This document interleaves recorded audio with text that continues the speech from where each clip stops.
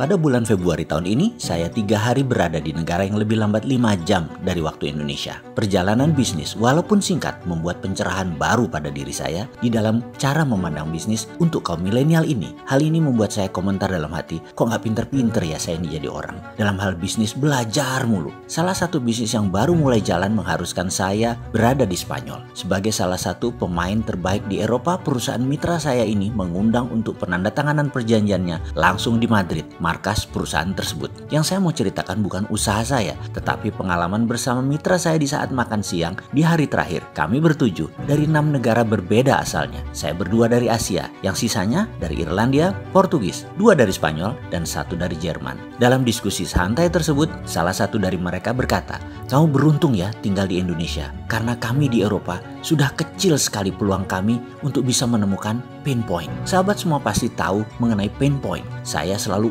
ulang dalam video yang lalu, kemampuan melihat pain atau titik derita ini pada sebuah masalah dan menemukan solusinya, itu adalah peluang bisnis yang luar biasa besarnya. Kita review sebentar tentang pain point. Misalnya, macetnya Jakarta dan masalah distribusi barang sehingga melahirkan industri yang namanya GoFood, GoShop dari Gojek, GrabFood, dan lain sebagainya adalah kemampuan mereka melihat pain point. Itu pelajaran singkat mengenai pain point ini. Catatan penting, semakin besar masalah yang diselesaikan atau terobosan untuk mempermudah hidup, akan semakin besar profit atau keuntungan menyertainya juga. Juga semua ini besar nilainya untuk bisnis Anda. Seperti Apple Incorporated lakukan dengan iPhone yang menggabungkan telepon dengan semua aplikasi adalah solusi memindahkan semua tools ke tangan. Membuat Apple Incorporated sekarang nilainya $1.000 billion market capitalization-nya. Ini sama dengan 50 kali APBN Indonesia yang 2.000 triliun rupiah. Juga kalau dibandingkan BUMN Indonesia, Apple itu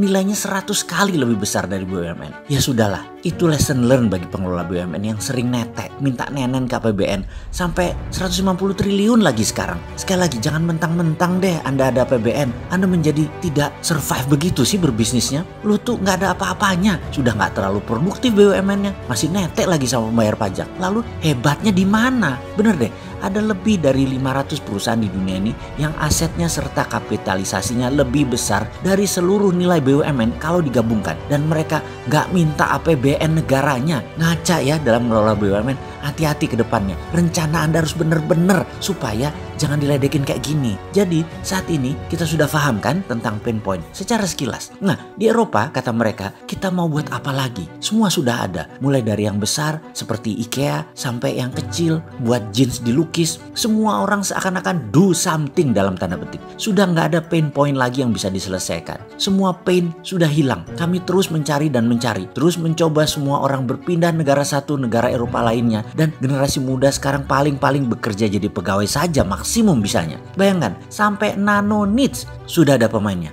Apa itu nano niche? Misalnya mereka menganalisa di dunia ini ternyata setiap 10.000 orang ada 1 orang yang kalau berdiri di depan umum atau berbicara di banyak orang lebih dari 2 orang saja tangannya berkeringat. Kejadian ini tentunya membuat tidak nyaman dirinya dan orang di depannya. Lalu pain point itu menjadi peluang bisnis. Diciptakanlah comfort ball yang dibuat dari bahan kain penyerap keringat yang sangat lembut dan wangi, sehingga mereka yang memiliki masalah tangan berkeringat tadi bisa menjadi nyaman dengan memegang comfort ball tadi. Itulah nano niche. Bayangkan, 1 orang dari 10.000 saja yang memerlukannya, tetapi pain point tetap peluang besar, dan ini disolve, ini diselesaikan solusinya. Lalu setiap orang mulai mencari-cari nano niche lainnya dan dibuatkan problem solvernya, sehingga kami dipaksa terus-menerus menciptakan sesuatu yang makin kecil pasarnya, atau kami hanya bisa jadi pegawai biasa saja. Semua pasar itu ada pemainnya, semua sisi ada yang memenuhi kebutuhannya. Sungguh menjadi pegawai semua menjadi rutinitas, dan jadi pegawai tidak menyenangkan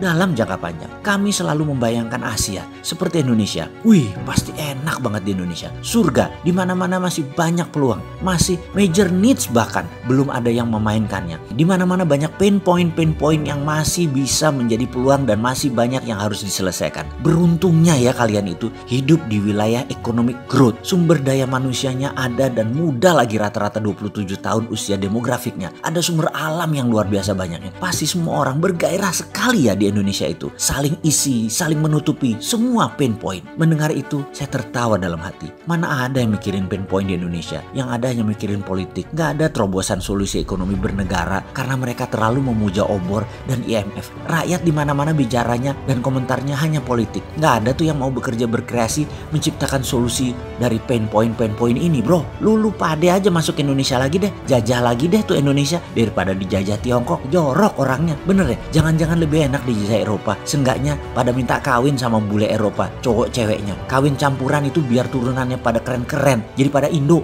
Asli saya cynical banget komentar dalam hati tersebut. Karena kok di Indonesia nggak ngelihat apa yang mereka lihat ya. Sebel gua. Apalagi pejabatnya. Semua cipta anak bangsa ini pasti nggak lancar jalannya. Ada izin INA itu yang nggak jelas. Di mana sih berjuangnya kalian untuk rakyat? Kalian di atas tuh rebutan APBN doang bisanya. Jamput tenan kon.